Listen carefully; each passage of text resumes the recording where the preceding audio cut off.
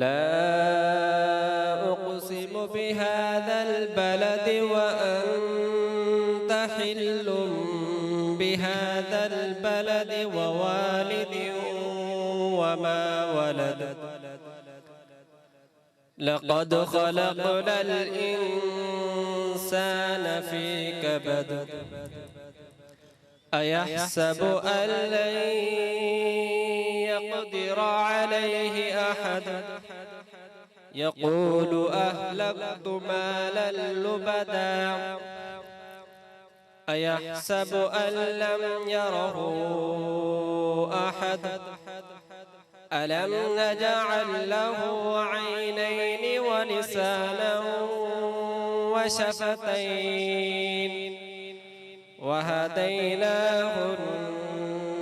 النجدين فلاقتحم العقبة وما أدراك ما العقبة فك رقبة أو إطعام في يوم ذي مسغبة يتيما ذا مقربة أو مسكينا ذا متربة ثم كان من الذين آمنوا وتواصوا بالصبر وتواصوا بالمرحمة أولئك أصحاب الميمنة